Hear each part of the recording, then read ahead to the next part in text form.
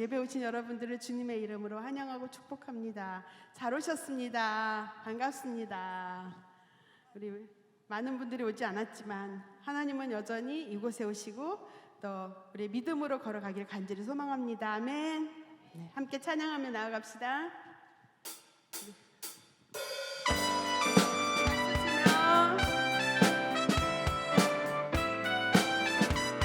이 눈에 아무 증거 아니 배워도 이 눈에 아무 증거 아니 배어도 믿음만을 가지고서 늘 걸으며 이 귀에 아무 소리 아니 들려도 하나님의 약속 위에 서리라.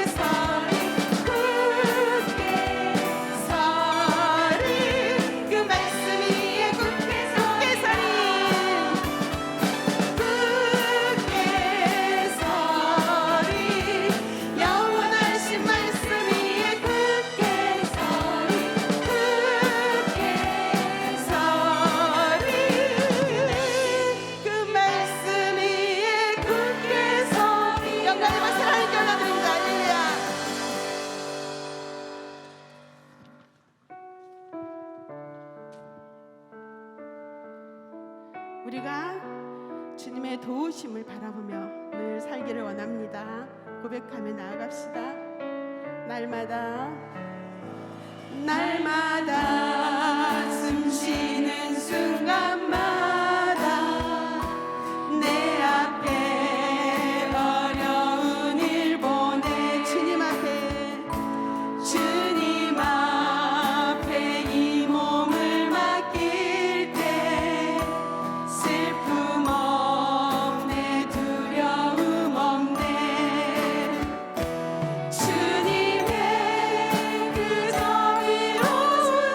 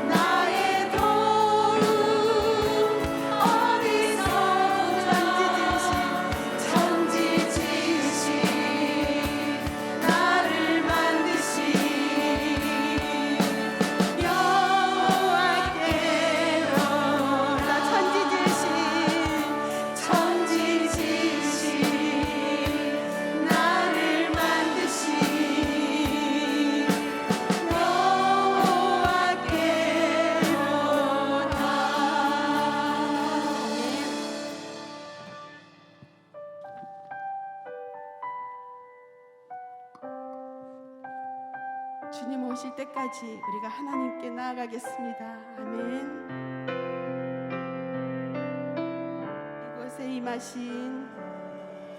이곳에 임하신 하나님 나라, 가난한 마음으로 바라보리라.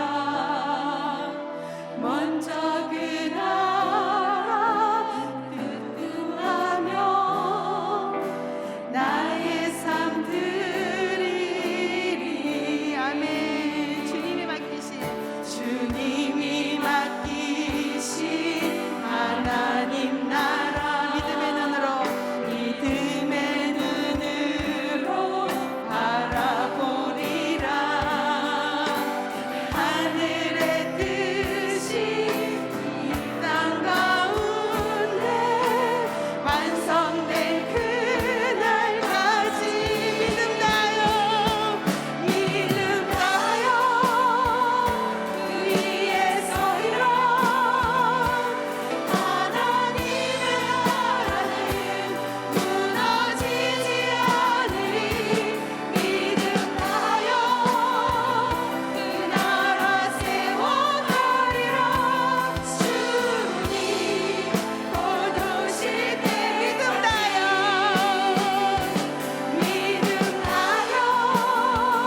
그 위에 서리라. 하나님의 나라는 무너지지 않으리. 믿음 다요 그 나라 세워가리라. 주님 곧 오실 한 번 더 믿음 다요 그 위에 서리라.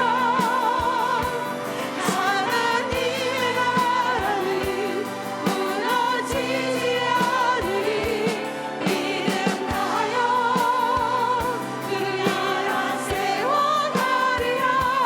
주님 곧 오실 때까지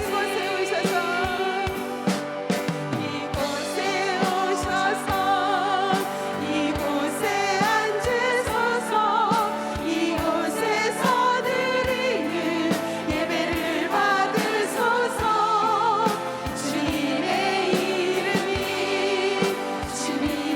이름만이 오직 주의 이름만 이곳에 있습니다. 하늘의 문을 여소서. 이곳을 주목하소서. 주를 향한 노래가 꺼지지 않으니 하늘을 열고 보소서. 이곳에 임재하소서. 주님을 기다립니다. 기도의 향기가 하늘에 닿으니 주여 임재하여 주소서. 이곳에 오셔서 이곳에 앉으소서. 이곳에서 드리는 예배를 받으소서. 주님의 이름만이 오직 주의 이름만 이곳에 오셔서. 이곳에 앉으소서. 이곳에서 드리는 예배를 받으소서. 주님의 이름만이 오직 주의 이름만 이곳에 있으니. 이 시간을 함께 기도하며 나아갑시다. 주님, 우리에게 맡기신 그 자리, 내게 맡기신 그 자리를 우리가 잘 지키겠습니다. 나를 통하여 주님 일하여 주시옵소서. 이 시간 우리에게 임재하여 주시옵소서. 함께 기도하며 나아갑시다. 하나님 아버지 감사합니다. 하나님의 도우심을 바라봅니다. 말씀 속에 위로를 얻기를 원합니다. 하나님 내 마음속에 믿음을 찾고 우리를 돌보시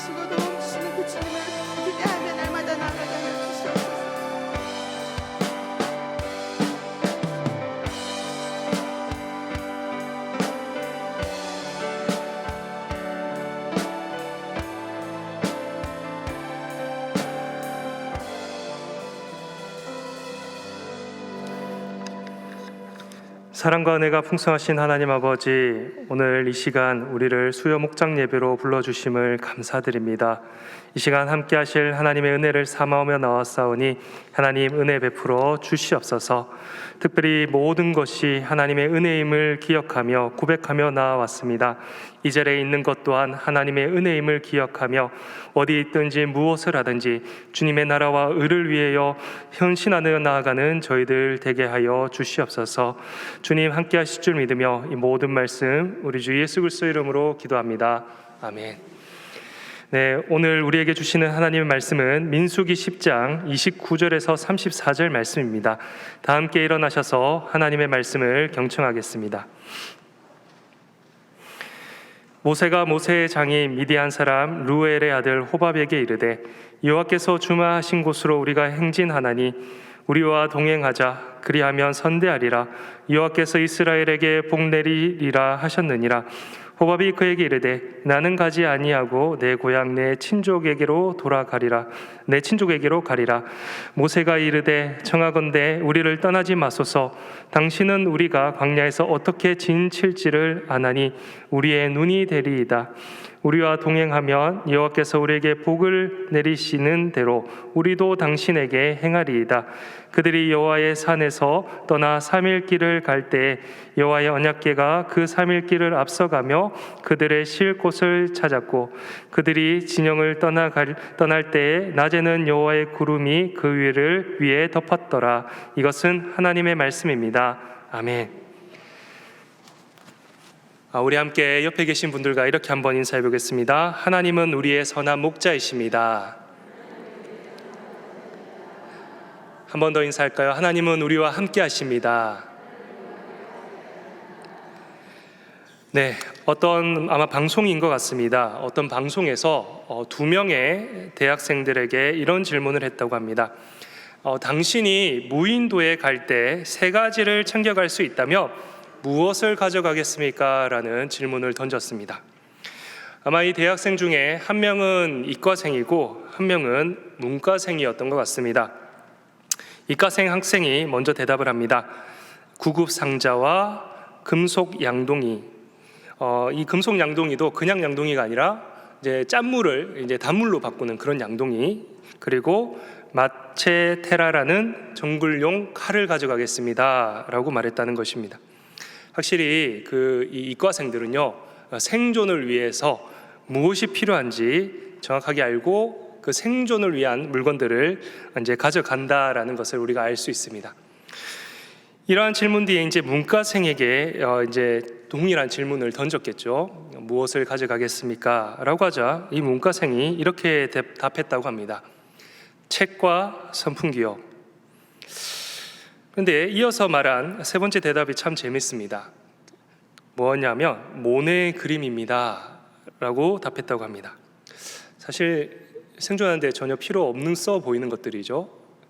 그나마 책과 선풍기는 알겠는데 그 값비싼 모네 그림을 왜 가져가냐라고 MC가 다시 묻자 이 대학생이 이렇게 말했다고 합니다.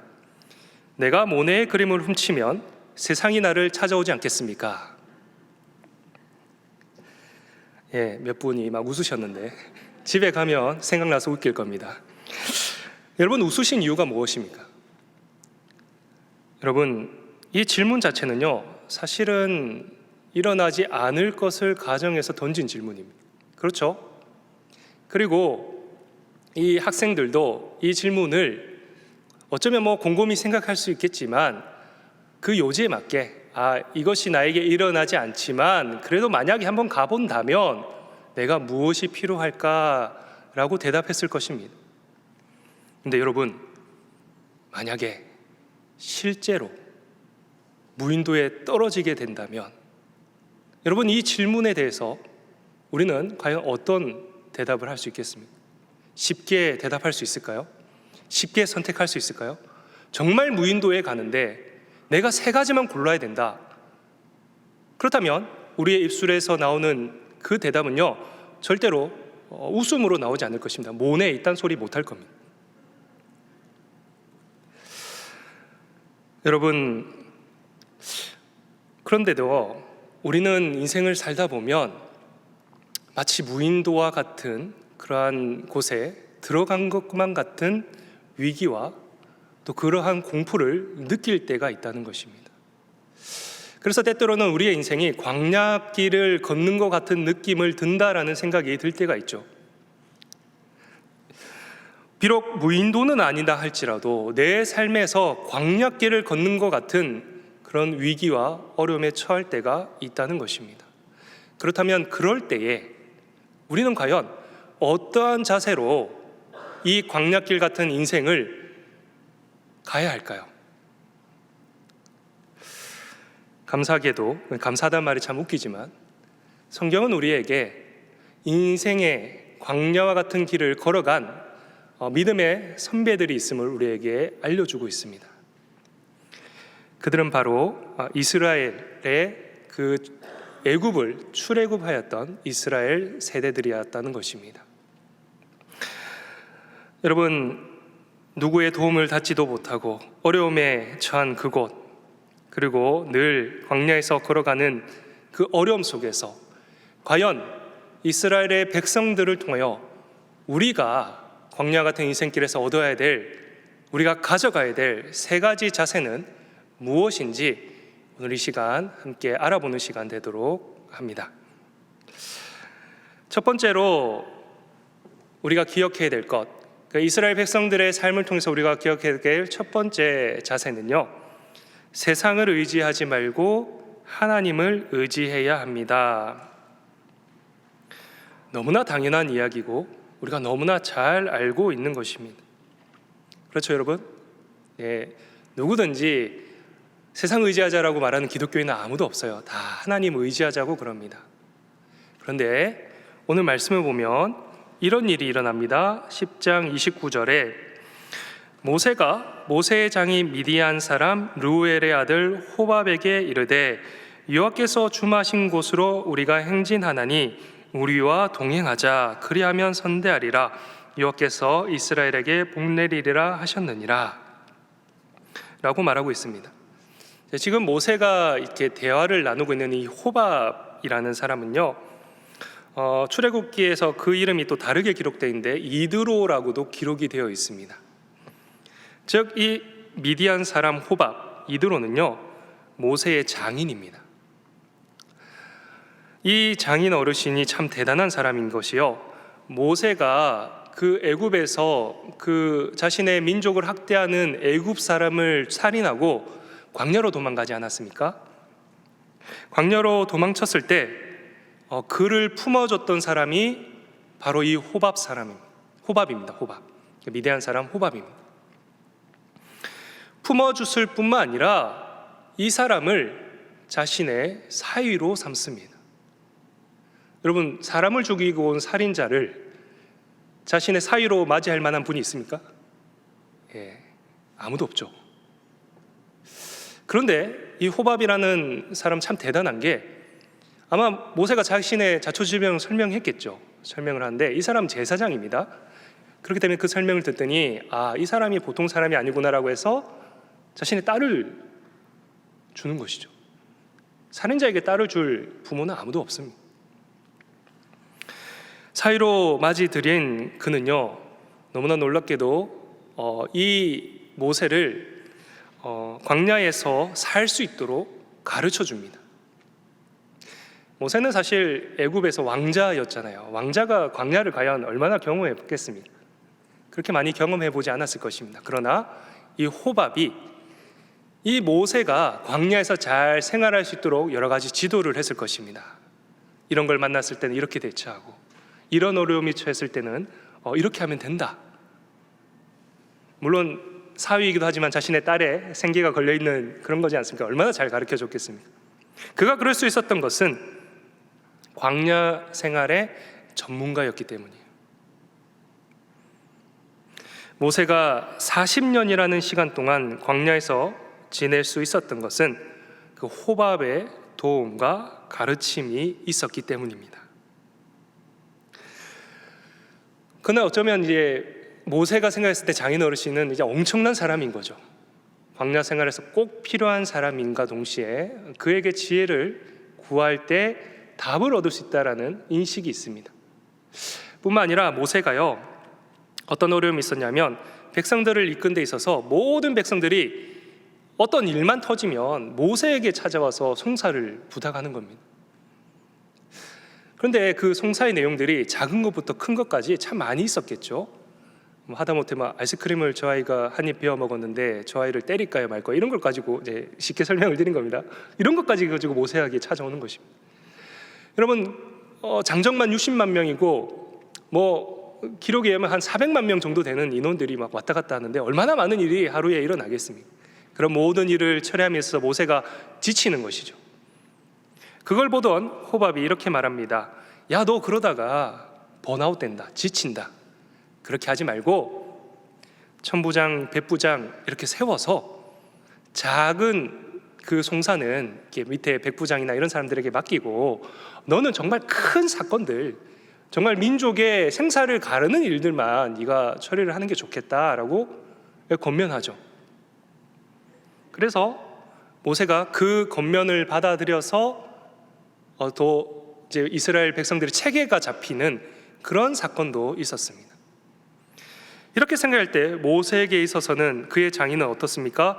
멘토이자 정신적 지주이자 유일하게 의지할 수 있는 사람이었다는 것입니다. 그래서 오늘 모세는 그의 장인 호밥에게 우리가 가나안에 들어갈 때까지, 이 광야를 지날 때까지 우리와 함께 가자라고 권면하고 있다는 것이죠. 자, 그렇다면 모세가 왜 그렇게 권면할까요? 아까 말씀드린 것처럼 지주이고 정신적인 지주이자 멘토이자 이런 거일 수도 있는데요. 여러분, 그가 권유했던 이유 중에 이스라엘 백성들의 어떠한 문제점이 일어났기 때문입니다. 여러분, 이스라엘 백성들은요, 비록 노예였지만 약 400여 년간 애굽에서 생활했던 자들입니다. 이 애굽은 어떤 곳이냐? 지금으로 치면 가장 강대국, 가장 선진국입니다. 가장 선진국인, 그럼 지금으로 치면 미국 정도 되겠죠. 미국, 하여튼 유럽의 이렇게 선진국들을 들 수가 있습니다. 비록 노예였지만 그들은 그 선진 문물에서, 그리고 발달된 도시에서 그 문물들을 누렸던 자들입니다. 그렇던 사람들이 광야를 가게 됐던 것이죠. 광야라고 하면 여러분 잘 아시다시피 정말 아무것도 없는 곳입니다. 정착 생활을 하던 사람이 이제 막 나그네 생활을 하게 되었습니다. 음식도 구하기가 쉽지 않습니다. 잠자리도 편하지 않습니다. 그리고 막 어떠한 유업이 도사릴지 몰라요. 도시 같은 데는 그래도 나름 대처가 되고 준비가 되어 있지 않습니까? 그런데 이 광야에서는요, 무슨 일이 발생할지 모르는 거예요. 그리고 이스라엘 백성 중에서 광야 생활을 한 사람이 유일하게 누구입니까? 모세입니다. 모세가 40년간 광야 생활을 했어요. 그래서 아까 말한 것처럼 백성들이요, 무슨 일만 터지면 누구에게 찾아갑니까? 모세에게 찾아갑니다. 너가 전문가지 않냐? 너가 이 분야에서 잘 알지 않냐? 라고 하면 모세를 계속 찾아가는 거예요. 자, 그러면 백성들이 한두 명도 아니고 한 400만 명 되는 사람들이 계속 찾아와서 이거 어떻게 해야 되냐? 저거 어떻게 해야 되냐? 이건 어떻게 처리해야 되냐? 저건 어떻게 처리해야 되냐? 라고 계속 묻습니다. 그럼 여러분이 한번 모세의 입장이 되어 보십시오. 그 마음속에 무엇이 일어나겠습니까? 자녀를 1명, 2명 키워도요, 자녀의 앞날을 위해서 늘 걱정하고 근심하는 것이 부모의 마음입니다. 그렇지 않습니까, 여러분? 근데 400만 명이라는 그 대민족을 이끄는 모세가 그러한 이야기들을 계속 들었을 때 그 마음속에 무엇이 생겼을까요? 불안이 생기는 거예요. 비록 40년간 모세가 광야 생활을 했다 할지라도 그도 모르는 것이 있습니다. 그도 처음 당하는 일이 있습니다. 그도 답을 모를 때가 있다는 거예요. 그렇기 때문에 문제가 발생하고 불만이 터져 나오고 모세는 또 좌절하게 되고, 또 이 이스라엘 백성들이 우리를 이루려고 여기까지 끌고 왔느냐 그러면서 다시 애굽으로 돌아가자 그러고, 하루하루가 모세에게 있어서는 지옥과 같은 날이었을 것입니다. 그렇기 때문에 그 불안이 자신의 멘토이자 자신의 삶의 반여 년 동안 자신의 삶에 영향력을 끼쳤던 그 호밥에게 의지하고자 하는 마음이 드러난 것입니다. 31절에 보시면 모세가 이르되 청하건대 우리를 떠나지 마소서, 당신은 우리가 광야에서 어떻게 지칠지를 아나니 우리의 눈이 되리다. 제가 이렇게 그냥 읽어서 그렇지 모세의 절박함이 혹시 느껴지십니까? 장인에게 얼마나 구구절절 이야기했겠습니까? 제발 우리랑 같이 가주세요. 내가 못 견디겠습니다. 제발 저랑 같이 가주세요. 이렇게 모세는 호밥의 지혜를 통해서 광야에서 어떻게 지내치며 살지, 어디로 갈지 정하고자 했다는 것입니다. 그런데 참으로 어색한 것은요, 모세가 광야에서 어떻게 진을 치며 살아가야 하는지에 대한 방법을 이미 알고 있었고 가르쳐 주신 분이 있다는 것입니다. 다름이 아니라 그분은 그들을 광야로 이끄셨던 하나님이셨다는 것입니다. 민수기 9장 18절에 이런 말씀이 있습니다. 이스라엘 자손이 여호와의 명령을 따라 행진하였고 여호와의 명령을 따라 진을 쳤으며 구름이 성막 위에 머무는 동안에 그들이 진영에 머물렀고. 자, 하나님께서 이스라엘 백성들을 구름으로 인도하셨어요. 여기서 진쳐라, 이제 가야 할 때다 라고 하면 하나님께서 다 인도해 주셨다는 것입니다. 그런데 하나님의 방식대로 살아가면 되는데 모세는 하나님의 방식이 아닌 사람에 의지하고자 했다는 것입니다. 아까 말씀드린 것처럼 불안했기 때문이죠. 불안했던 모세는 하나님의 명령을 따르는 삶을 버리고 세상적인 도움을 얻고자 의지했다는 것입니다. 여러분, 우리는 그렇지 않을까요? 우리도요, 아까 제가 무인도에 들어갈 때 3가지 필요한 건 무엇이 있습니까? 여기 앞에 나와서 말씀해 보세요 하면 막 웃으면서 이야기하실 거예요. 근데 막상 그런 일이 발생하면 전문가가 무슨 이야기를 했는지 찾아볼 겁니다. 안 그럴 것 같으세요? 저는 그럴 것 같아요.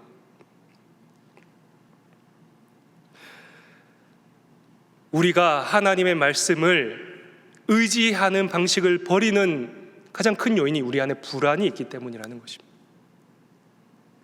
그래서 심지어 어떤 그리스도인이라 할 수 있는지는 잘 모르겠지만 어쨌든 교회를 다닌다고 하는 사람들 가운데는 너무 불안하니까 무당을 찾아간대요.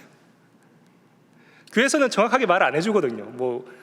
언제 이사를 가야 되는지, 어떻게 이렇게 개업을 언제 해야 되는지 이런 걸 알려주지 않는데, 참 신기하게도 그 무당들은 막 정확하게 말해주잖아요. 언제 해라, 왼쪽으로 가라, 오른쪽으로 가라, 남쪽으로 가면 안 된다.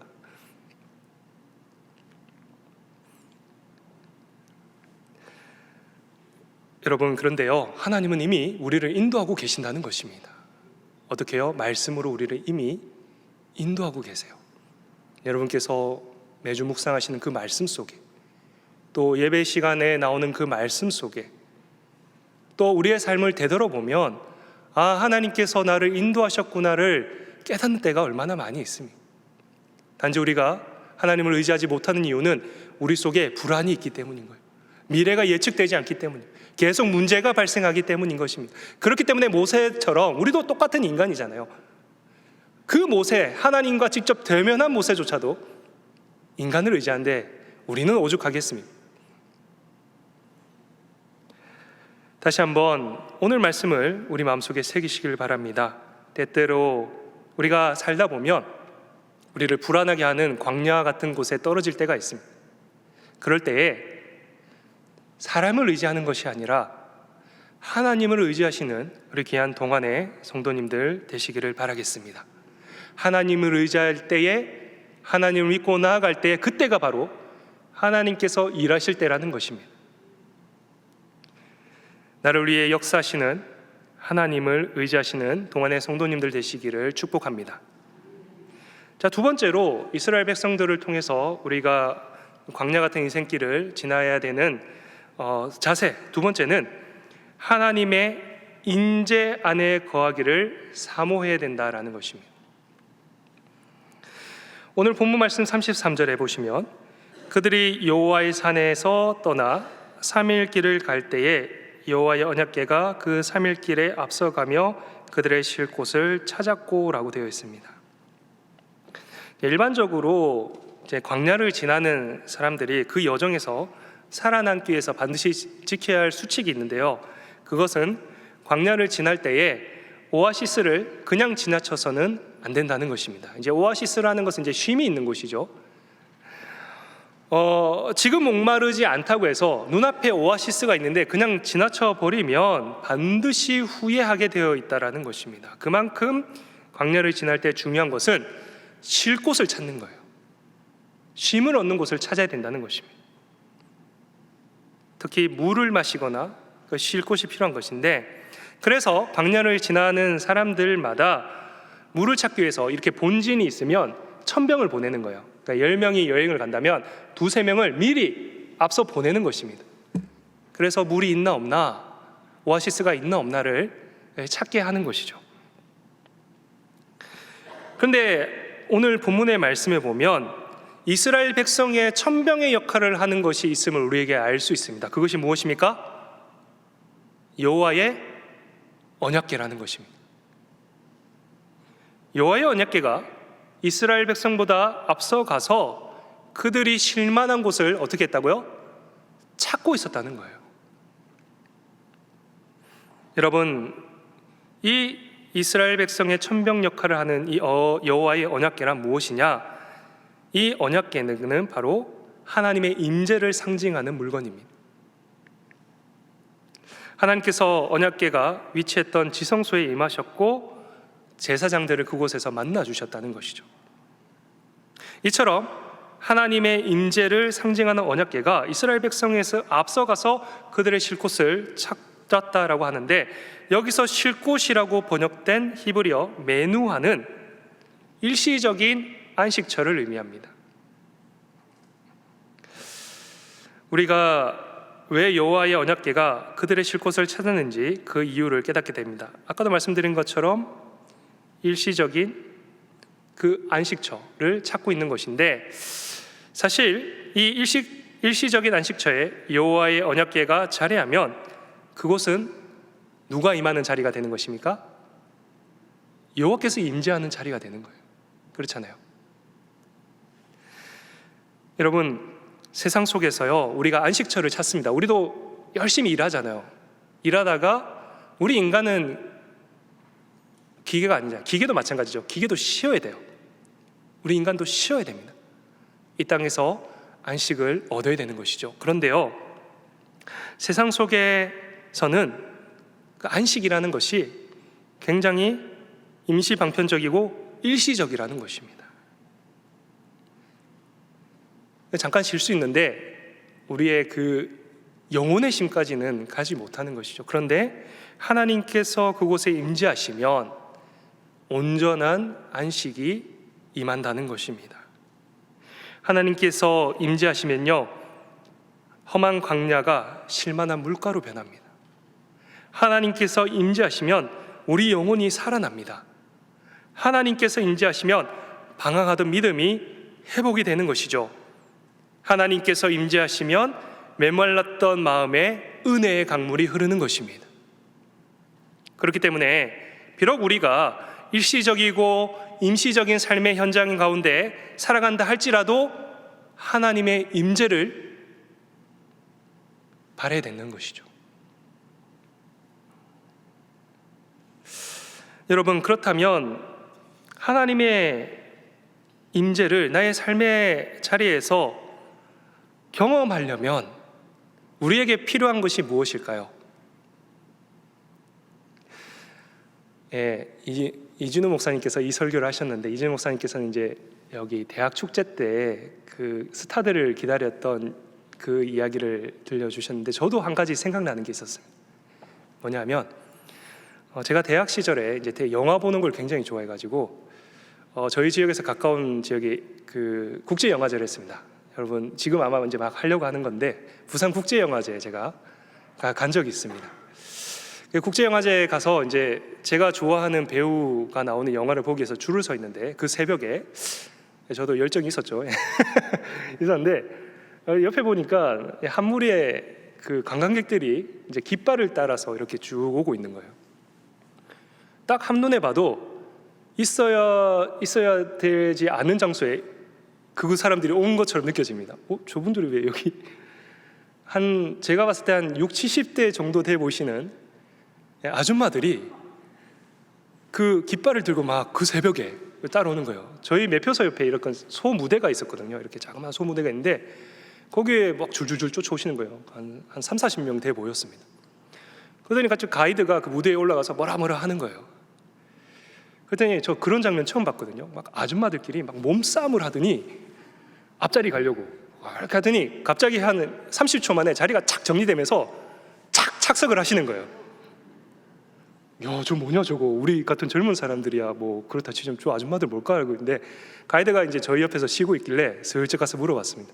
좀 뭐 하시는 분들이길래 저분들이 지금 여기 계십니까? 라고 물어봤더니 저분들은 일본 분들인데 이병헌이 그 슈퍼스타 이병헌이 거기 와서 무대 인사를 한다고 해서 그 사람 보기 위해서 여기까지 와서 있다는 거예요. 그랬더니 이게 다 이해가 되더라고요. 투닥투닥 하면서 막 그 앞자리 좋은 자리에 앉아가지고 누구 보려고요?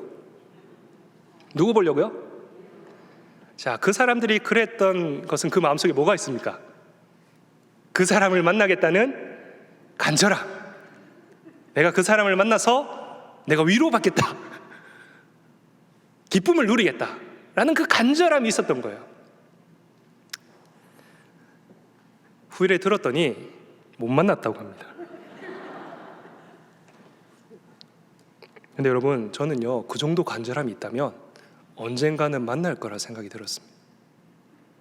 생각해 보십시오. 이국 땅에 와서 젊은이들이 보는 앞에서 서로 좋은 자리 차지하겠다고 몸싸움 해가면서 그 자리에 앉았던 사람들입니다.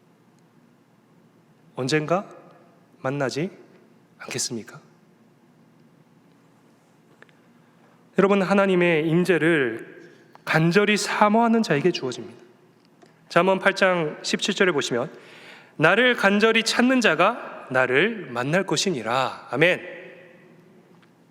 시편 42편 1절에 보시면 하나님이여 사슴이 시냇물 찾기에 갈급한 같이 내 영혼이 주를 찾기에 갈급하나이다. 다윗의 고백입니다. 우리는 하나님의 임재를 통해서 우리의 일시적이고 임시적인 자리가 심과 축복의 자리로, 회복의 자리로 변화됨을 알아야 된다는 것입니다. 그러기 위해서는 하나님이 내 삶의 자리에 오시기를 간절히 구해야 된다는 거예요. 근데 우리 인간들은 참 연약해서 위기만 올 때마다 간절히 찾아요. 그렇지 않을 때는 안 찾는 것 같아요. 여러분, 평소의 삶 속에서도요, 무슨 일을 하든지 하나님을 간절히 찾는 우리 성도님들 되시길 바랍니다. 아무 일이 없다 할지라도 하나님, 내가 설거지를 하든 자녀를 돌보든 일을 하든 하나님 이 자리에 임해 주세요. 하나님 나와 함께 해주세요. 하나님 이 자리에서 저를 동행해 주세요 라고 간절히 원하신다면, 하나님께서 사실 찾아와 주시는 분이신데 간절히 원하는 자를 만나주지 아니하시겠습니까? 여러분의 광야의 삶 속에서 하나님을 간절히 찾으신 우리 귀한 성도님들 되시기를 바라겠습니다. 마지막으로 자세는 여호와의 구름을 바라보아야 한다라는 것입니다. 오늘 본문 말씀 34절을 보시면 그들이 진영을 떠날 때 낮에는 여호와의 구름이 그 위를 덮었더라.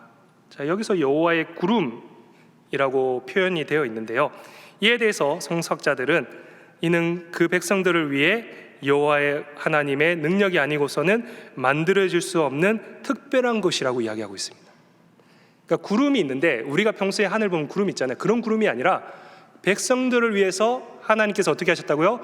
특별히 만드신 거라는 겁니다.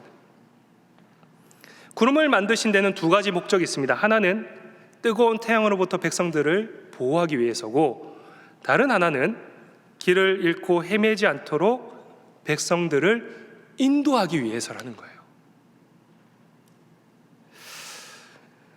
여호와의 구름은요, 그들을 가나안 땅으로 인도했습니다. 그리고 40년 동안 그들을 떠나지 아니했습니다. 근데 우리가 이 구름이 두 가지 목적이 있다고 했잖아요. 하나는 우리를 보호하는 것이고, 하나는 우리의 인생의 목적지를 향해서 나아가게 한다는 것이죠. 우리가 살다 보면 하나님의 도우심, 보호하심을 경험할 때가 있습니다.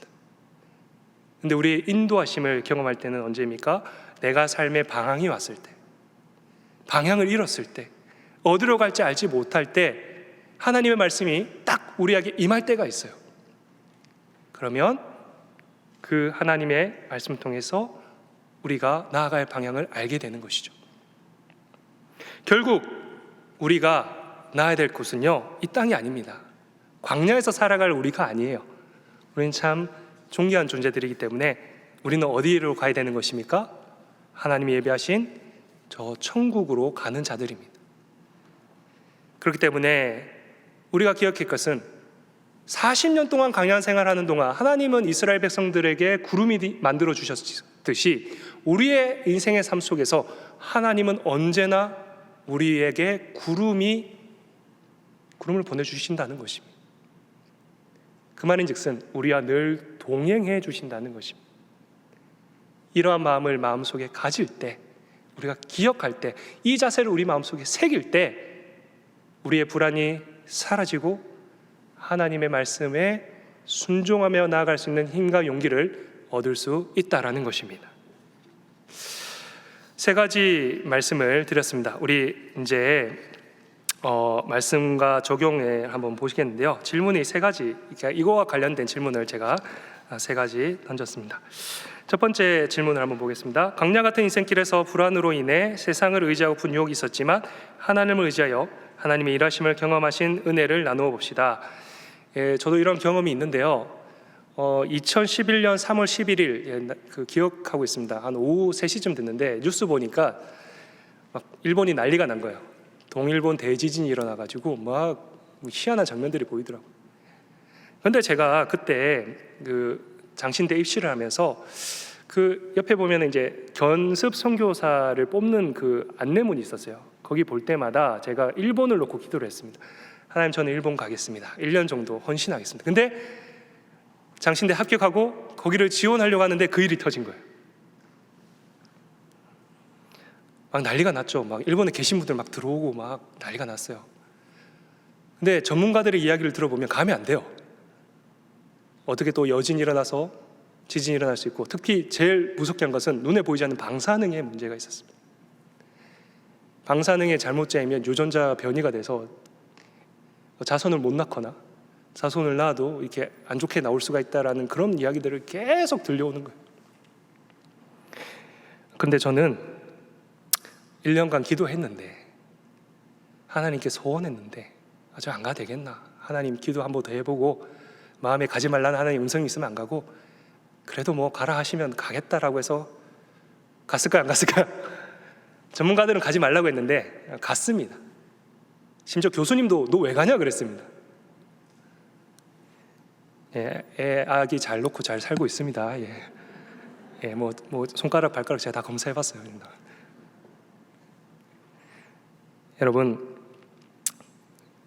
그런 유혹이 있을 때가 있습니다. 하나님보다 그런 사람들의 말이 더 들릴 때가 있는데 그들이 인간이라 실수할 수 있습니다. 그러나 하나님은 실수하지 않으십니다. 네. 자, 두 번째, 여러분은 어떤 상황 속에서도 하나님의 임재를 간절히 사모하셨습니까? 그리고 하나님으로 어떤 안식과 평안을 누리셨습니까? 함께 나누어 봅시다. 제가 큰 수술을 앞둔 적이 있습니다. 수술을 앞두고 있었는데요. 누구나 마찬가지일 거예요. 수술을 앞두면 마음이 어떤 마음이 드는지 굉장히 불안해요. 야, 이거 이러다 눈 못 뜨는 거 아닌가? 수술했는데 잘못되면 어떡하나? 그런 너무 두려운 거예요. 근데 참 감사하게도 제가 그 세브란스에서 이제 수술을 하게 됐는데, 이렇게 수술 들어가기 직전에 이제 환자들을 이렇게 쭉 모아두는 그런 방이 있습니다. 이렇게 누웠는데 몰랐네, 천장에 보니까 말씀이 적혀 있는 거예요. 여호와는 나의 목자시니 내게 부족함이 없으리로다.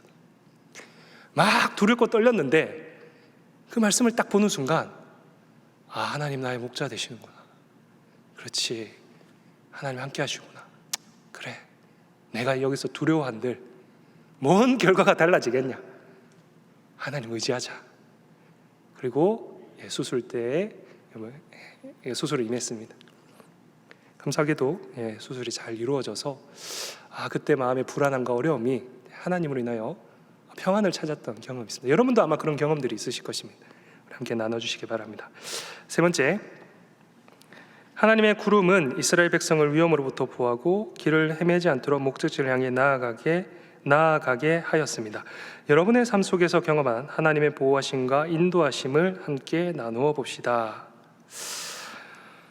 아마 많은 보호하심과 인도하심을 여러분 경험했을 것입니다. 저 역시 마찬가지입니다. 제가 이렇게 목사로서 이렇게 살아온 것, 하나님의 보호하심과 인도하심이 없었으면 저 여기까지 못 왔을 것이라고 생각을 합니다. 목사로서 얼마나 부족한지, 또 얼마나 방황하는지 모릅니다. 그럴 때마다 하나님의 인도하심을 제가 여기까지 오게 만들어 주셨음을 여러분 앞에 고백합니다. 여러분 역시도 이러한 고백, 간증들을 우리 목장 식구들과 함께 나눔으로써 오늘 말씀이, 은혜가 우리 목장 식구들에게 잘 전달되기를 간절히 소원합니다. 이 시간 한기성 목사님 나오셔서 광고 교회 소식 전해주시겠습니다.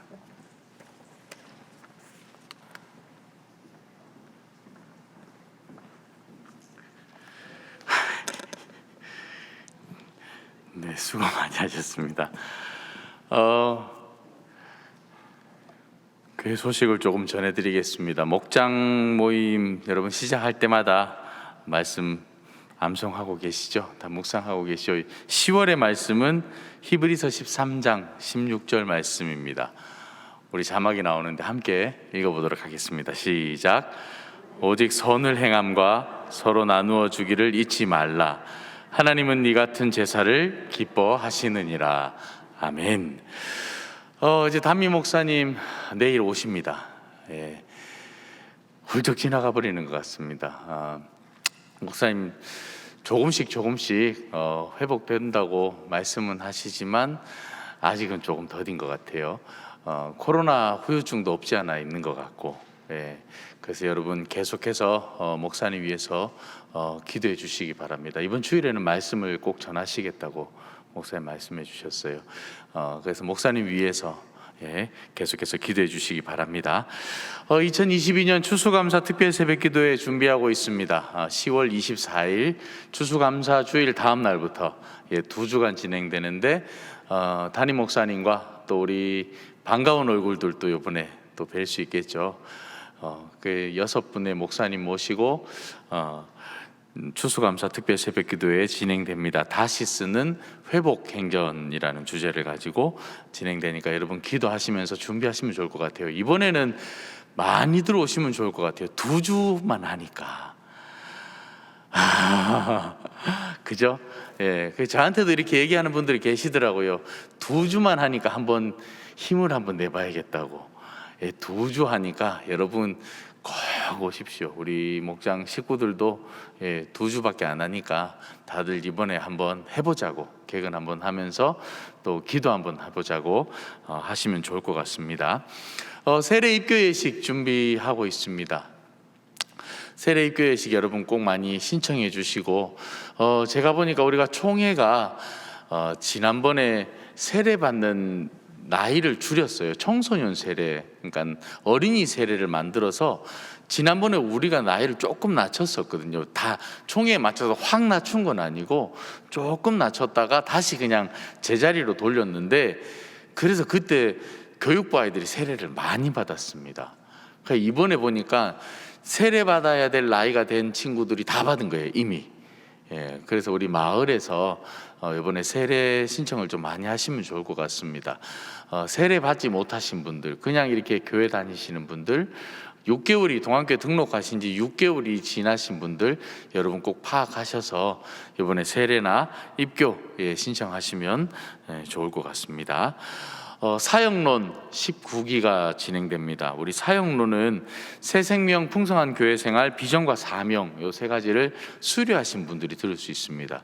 이번 사역론은 영상으로 이렇게 쭉 할 수 있기 때문에 여러분 좀 어쩌면 수월하게 좀 하실 수도 있을 것 같습니다. 저 영상으로 이렇게 지금 진행되는 대부분의 많은 이렇게 우리 교육 훈련들은요, 담임 목사님 영상을 보거든요. 전 한 번씩 봅니다. 일부러 꺼내가지고. 너무 좋은 것 같아요. 목사님 막 열정도 막 느껴지고, 40대 목사님이 나와가지고 하는데 너무 좋더라고요. 지금 들어도 너무 은혜가 되고, 여러분 혹시 사역론 하신 분들 중에도 또 특별한 교육 훈련 하신 분들 중에도 또 신청하셔도 괜찮습니다. 사역론도 이번에 진행된다라는 거 여러분 기억하시면 좋을 것 같고요. 양육반도 진행됩니다. 양육반 13기, 모교반, 토요반 한 10명 정도씩 이렇게 소그룹으로 지금 진행하려고 준비하고 있습니다. 여러분 꼭 신청해 주시기 바랍니다. 재직부서 2022년 사역보고 및 2023년을 위한 제안서를 제출해 주셔야 됩니다. 여기 앉아 있는 우리 목자님들 가운데에도 부장님들 계시죠? 잊지 마시고 꼭 제출해 주셔야 내년도 사역이 또 준비가 됩니다. 우리 내년도에 이런 일들을 할 건데 왜 예산을 안 잡아줬을까? 그렇게 얘기하시면 안 되고 지금 다 신청을 하셔야 돼요. 그래야 저희가 예산도 잡고 내년도 계획도 세우고 다 할 수 있기 때문에 여러분 제안서 꼭 제출해 주셔야 됩니다. 돌아오는 금요일 금요 심야 중보기도회 계속 있습니다. 여러분 참석하셔서 목장 식구들을 위해서 또 우리 교회를 위해서 담임 목사님을 위해서 또 이 나라를 위해서 여러분 계속해서 기도해 주시기 바랍니다. 1만 분 동안 성도의 성전기도 계속 진행되고 있고요. 1710명이죠. 1710명. 이거는 두 번, 세 번 강조해도 괜찮을 것 같습니다. 기도의 자리 여러분 잊지 마시고 계속해서 참석해 주시고 한 번이라도 참여하지 못하신 분들 혹시 목장 식구들 가운데 계신다면 여러분 꼭 말씀해 주시고 함께 하시면 좋을 것 같습니다. 그런데 오늘 왜 이렇게 다운돼 있죠? 재밌는 얘기 하나 해주고 갈게요. 벌써 웃으시네. 시골에 저기 할머니가 이제 손주를 이렇게 키우는데 손주가 학교에서 숙제를 받아온 거예요. 숙제를 보니까 그거 아시죠 여러분? 삼행시 이렇게 한글을 배우면 이렇게 글자를 줘가지고 글 이렇게 쓰는 거 하지 않습니까? 그러니까 N행시라고 요즘에 얘기를 하는데 이제 글을 써오는 거예요. 벌레, 이 주제가 이겁니다. 벌레 이렇게 적혀 있는 거예요. 할머니 이걸 어떻게 하면 좋아? 그러니까 할머니가 운을 띄워보라는 겁니다. 벌 이러니까 할머니가 뭐라고 얘기하냐면 시골 할머니입니다. 벌레네. 여러분들 해주셔야 래 해야죠. 레필 해야지. 근데 그 밑에 애벌레가 적혀 있는 거예요. 해봐요. 애벌레네. 벌써 이마이 컸네. 레필 해야지. 무당벌레가 있는 겁니다. 무당벌레네. 당장 키워야지. 벌써 이마이 컸네. 레필이야지. 하나만 더 할까요? 사슴벌레. 이건 좀 어렵습니다. 그러니까 이제 손주도 이제 기대하는 거예요. 사슴벌레네. 숨자가 어렵잖아요. 할머니가 뭐라고 얘기하냐면 숨가 키워야지. 벌써 이마이 컸네. 레필해야지. 각 마을별로 모임하도록 하겠습니다. 오늘 7마을은 여기 오셔서 저하고 같이 모임하겠습니다. 수고하셨습니다.